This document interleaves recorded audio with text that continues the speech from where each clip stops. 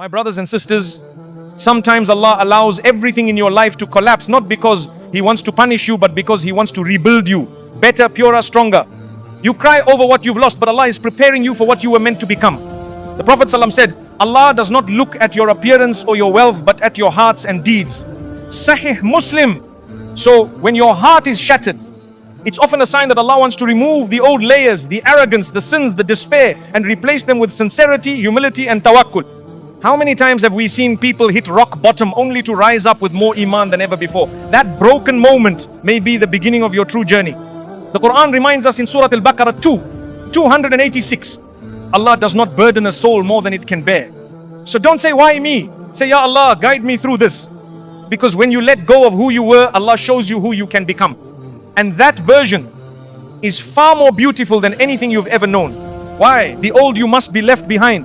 My beloved brothers and sisters, there comes a time in every believer's life when they must confront the reality that the version of themselves they've been holding on to through habits, sins, fears, and ego is no longer who Allah wants them to be. Sometimes we are too attached to our comfort zones, our old patterns, and the illusion of control.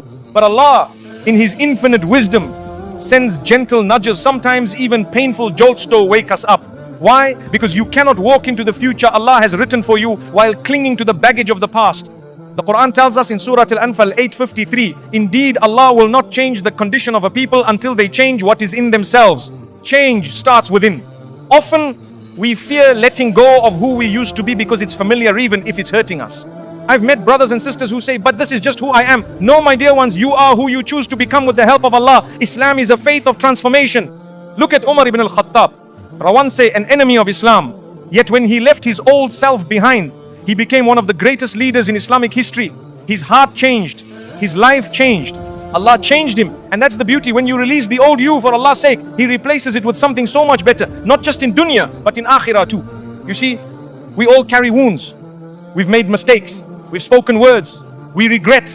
We've missed prayers, hurt others, neglected our souls. But those mistakes don't define you unless you cling to them. Allah is Al-Ghafur, the most forgiving.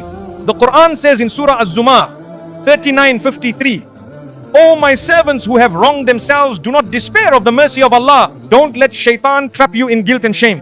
That old version of you before tawbah, before reflection, before growth, it was part of your journey, yes.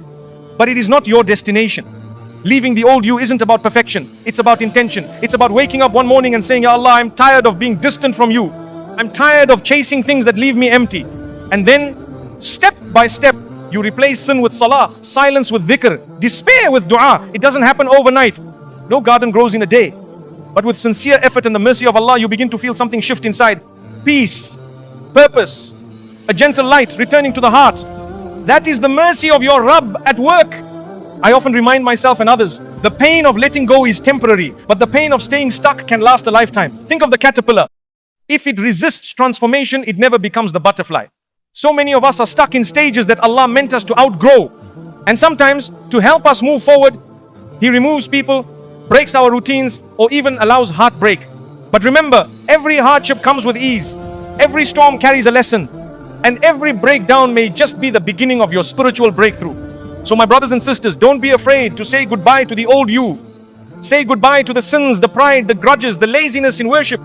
That old you served its time, but now Allah wants more for you. He wants to elevate you, to bring you closer to Jannah, to make you a beacon of light in a dark world. Begin again. Even if it's with trembling hands, your Lord is waiting. And remember, when you let go for His sake, He replaces it with something far better than you ever imagined. That's the promise of Allah, and Allah never breaks His promise. Signs that Allah is calling you to change. My beloved brothers and sisters, change is not something we often choose willingly.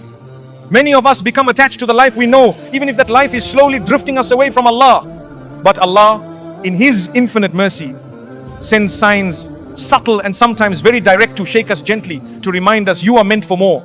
These signs are not punishments, they are invitations. When your heart begins to feel restless, even in the middle of success, it might be Allah calling you back to Him. One of the first signs is a deep inner discomfort with the life you are living. You may still be going through your daily routine, your job, your family duties, your social interactions, but your heart starts to feel heavy. The things that used to bring you joy now feel empty.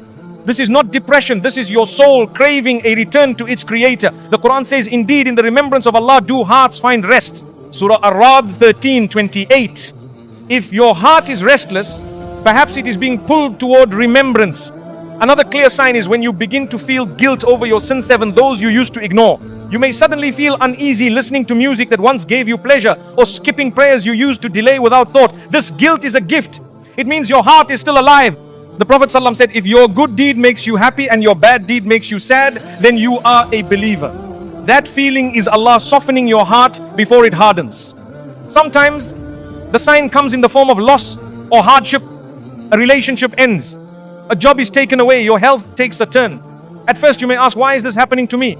But soon you realize that what was taken away was something you had placed above Allah. He removes distractions not to hurt you, but to heal you.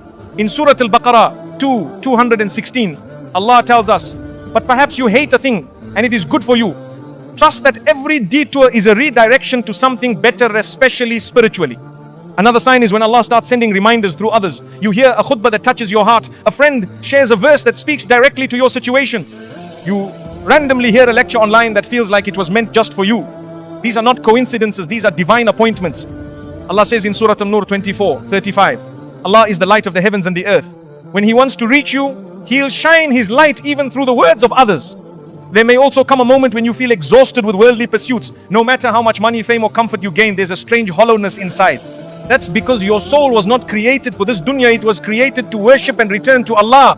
The Prophet ﷺ said, be in this world as though you were a stranger or a traveler. When you start to feel detached from worldly desires, that is a beautiful sign. It means Allah is pulling you toward your true purpose. At times you may feel surrounded by people who no longer understand you. Your social circle may not align with the new thoughts entering your heart. You begin to crave deeper conversations, more meaning, more substance. Don't resist this. This is Allah preparing you for better company, spiritually aligned companionship. The Prophet ﷺ reminded us, a person is on the religion of his close friend, so look at whom you befriend. As your heart changes, your circle may too. Another sign is when you experience a sudden awareness of time slipping away. You look at your age and wonder, where did all the years go? You attend a janazah and realize, that could have been me. These thoughts are not morbid, they're sacred. They are signs that Allah is awakening your consciousness, reminding you that life is short and your soul is eternal. The Quran says in Surah Al-Munafiqun 63:11, and Allah will not delay a soul when its time has come. Time is precious. Realize it before it's too late. You may also notice that your heart begins to yearn for solitude and silence. The noise of the world feels overwhelming and you crave moments alone with your thoughts, or more importantly, with your Lord. This is a spiritual awakening. Even the Prophet ﷺ would retreat to the cave of Hira before revelation came. In silence, you hear what your soul has been trying to tell you. Return to Allah. The world wants your attention, but Allah wants your heart. Another deep sign is the sudden awareness of death, not in fear, but in preparation. You begin to think about your akhirah. You wonder about your deeds. You start asking yourself questions like, what legacy am I leaving behind? Will Allah be pleased with me if I were to return to Him today? This shift in mindset is a mercy. It's not anxiety, it's clarity. As the Prophet ﷺ said, the intelligent one is he who calls himself to account and works for what is after death. If these thoughts are visiting you, Allah is gently guiding your heart. Sometimes you find yourself drawn to the Quran or Islamic knowledge unexpectedly. You start listening to lectures, reading verses, or feeling a pull toward understanding your deen better, even if you don't fully know why. That hunger for truth, that thirst for connection is one of the greatest signs that Allah is inviting you to transform. In Surah Muhammad 47:24, Allah asks, do they not reflect upon the Quran, or are there locks upon their hearts? When the locks begin to open, the light begins to enter. And finally, perhaps the clearest sign is this. You are thinking about change right now. You are watching this, listening to these words, and your heart is stirring. That alone is a sign. Don't wait for a lightning bolt. Allah is already calling you gently, lovingly, patiently. Answer that call, turn back to Him while the door is still open. As He promises in Surah Az-Zumar 39:54, and turn to your Lord in repentance and submit to Him before the punishment comes upon you, then you will not be helped. But know this, when you walk even one step toward Allah, He runs toward you. And that is the beginning of a new beautiful chapter of your life. Breaking your ego with humility. My brothers and sisters, one of the greatest barriers between us and our Creator is not sin, it is ego. The ego whispers, I'm fine the way I am. It resists correction, avoids apology, and seeks recognition. Yet the essence of Islam's submission requires humility. You cannot submit to Allah while bowing to your own pride.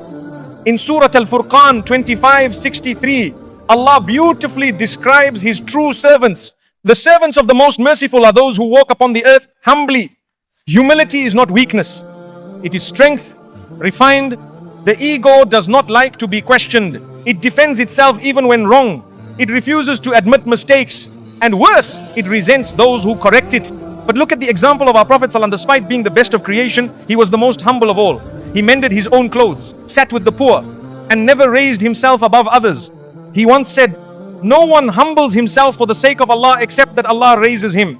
Muslim, breaking your ego is the first step to being raised by Allah. Sometimes Allah humbles us through embarrassment, failure, or loss. We wonder why we were brought so low, but it is only when we are stripped of pride that we can see ourselves clearly.